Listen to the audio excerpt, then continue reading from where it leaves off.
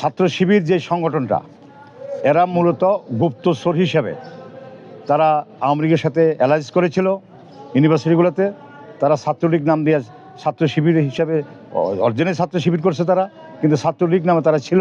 এবং তারা দীর্ঘমেয়াদী পরিকল্পনা মাফিক এই কাজগুলো করেছে, যেটাতে ছাত্রদল ছাত্রলীগ তারা এটা বুঝতে পারে নাই এবং যে কাজ কর্মকাণ্ড তারা করতেছে এটা, এবং তারা যারা ইউনিভার্সিটি লেভেল আছেন তারাও জামাতের লোক আমরা মনে করি, এবং এখানে কোনো জনপ্রিয়তা কিছু না, টোটাল সূক্ষ্ম কারচুপির মাধ্যমে এটা করা হচ্ছে এবং বাংলাদেশের গণতন্ত্রকে হত্যার জন্য, বাংলাদেশের গণতন্ত্রকে নষ্ট করার জন্য এটা একটা অপপ্রয়াস এবং বিচ্ছিন্ন। এটা একটা আমি মনে করি এই যা হচ্ছে বিশ্ববিদ্যালয় লেভেলে এটা আমাদের জন্য অত্যন্ত আত্মঘাতী বলে আমরা মনে করি। এবং আগামী দিনে সুশীল সমাজে যারা আছেন এবং যারা ছাত্র সংগঠন করবেন তারা